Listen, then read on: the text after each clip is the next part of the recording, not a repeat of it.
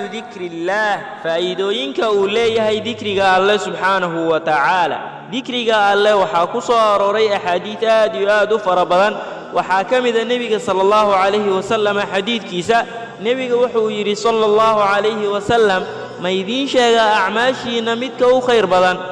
وقصر رين بدن درجات كينا دحدودا ugu daahirsan allihiina boqorka ah agtiisa idinka khayr badan in aad sadaqa baxsataan oo dahab iyo wariq aad sadaqaysataan idinka khayr badan in aad cadowgiina la kulantaan oo luqumaha aad ka garaacdaan ayakana luqumaha ay idinka garaacaan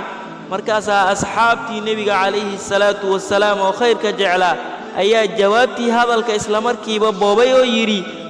noo sheeg rasuulka allow balaa yaa rasuul allah markaasaa nebigu wuxuu yidhi sala allahu calayhi wasalam dikrullah ilaahay xuskiisii weeye ilaahay xuskiisa ayaa intaasoo dhan ka fadli badan xadiidka imaamu tirmidi ayaa soo saaray sidoo kale nebiga sala allahu calayhi wasalam waxa uu leeyahay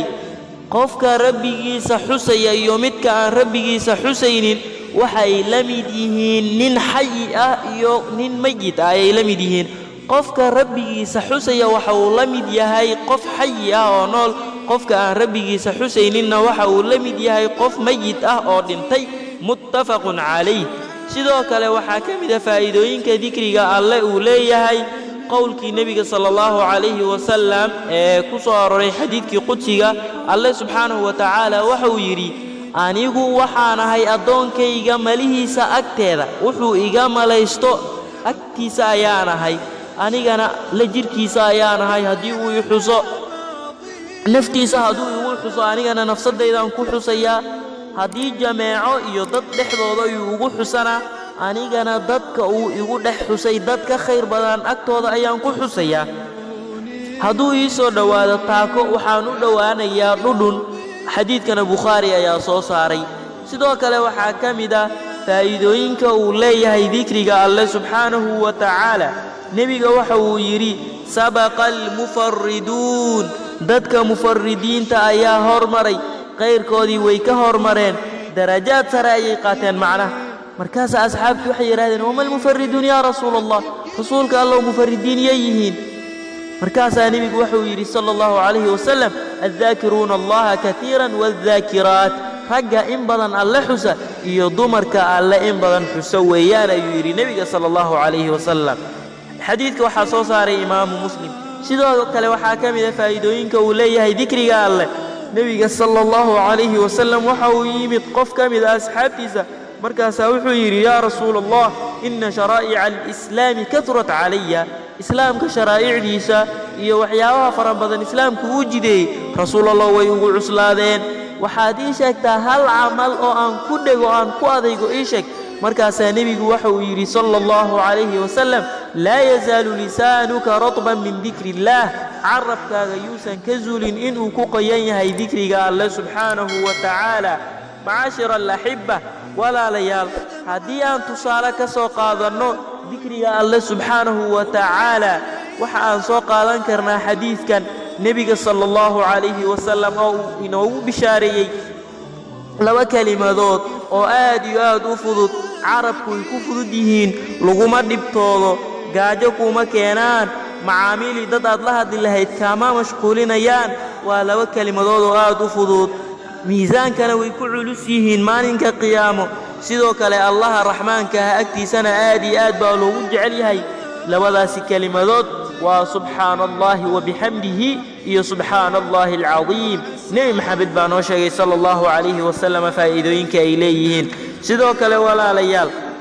faa'iidooyinka dikriga uu leeyahay waxaa ka mid ah faa'iidooyin aad iyo aad u fara badan waxa aan soo tilmaami doonnaa 14 qodob ayaa ka mid ah faa'iidooyinka dikriga uu leeyahay dikriga sidiisaba qofka muuminka ah waxa uu u yahay sida malayga biyaha ay u yihiin haddaba waxaad fiirisaa fakayfa yakuunu xaalu samak idaa faaraqa almaa kalluunka ama malayga xaaladiisa siday noqonaysaa haddii biyaha uu ka soo dhex baxo waa la garan karayaa wax dhaqdhaqaaq ah iyo camal xarakaad wax uu qaban karo ma lahan maxaa yeelay awoodiisa waxay ku jirtaa biyaha dhexdooda intuu ku jiro qofka muuminka ahna rabbigiisa intuu xasuusan yahay oo rabbigiisa uu xusayo waxa uu leeyahay awood quwad ayuu leeyahay qodobka koobaad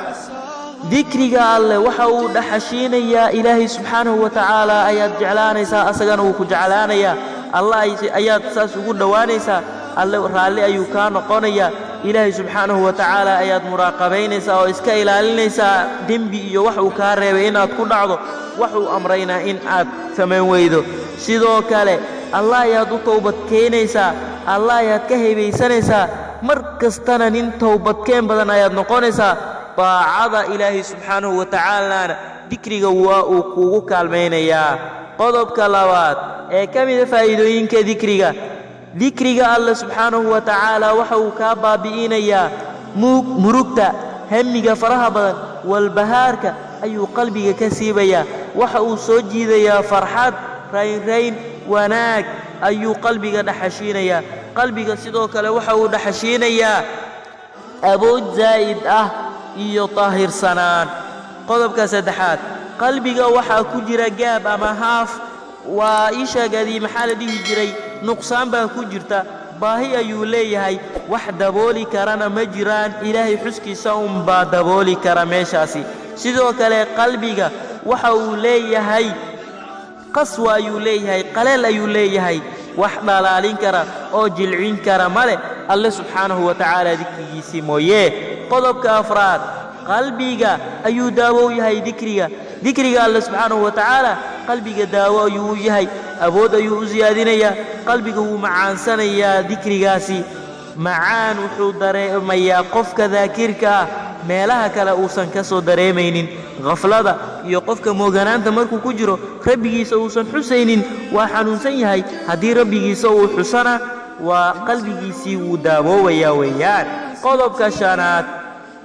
dikriga alle haddii uu yar yahay qofka haddii dikrigiisa uu yar yahay taasi waxay daliil u tahay qofkaasi wax nifaaq la yidhaahdo in ay qalbigiisii ku jiraan haba yaraadeene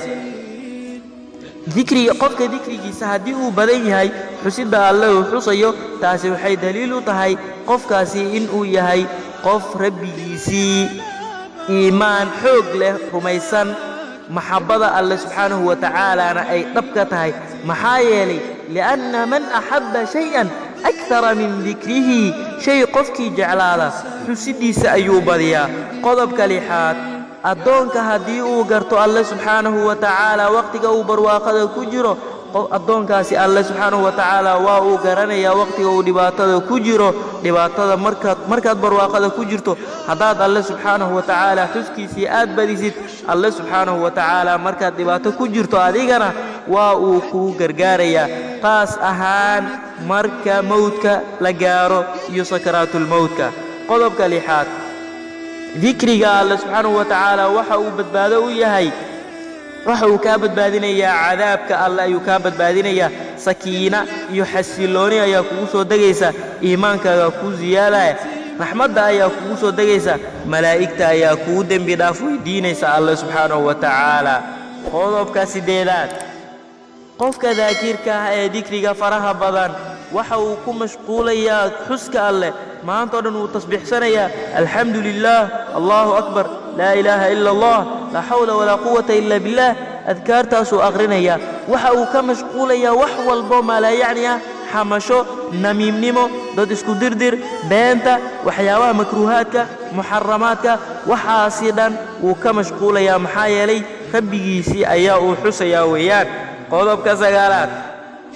dikriga cibaadaadka kuwa ugu fudeedka badan ayuu ku jiraa sidoo kale asagoo saas u fududna kuwa ugu waaweyn ee ugu fadliga badan ayuu ku jiraa waa tallaalkii jannada geedihii jannada dhexdeeda aad harsan lahayd hadhow dambe hadda ayaad tallaashanaysaa hana ka ilowin videoga inaad sheergarayso like aad saarto kanaalkana aad nagu soo birto aad subscribe saarto assalaamu calaykum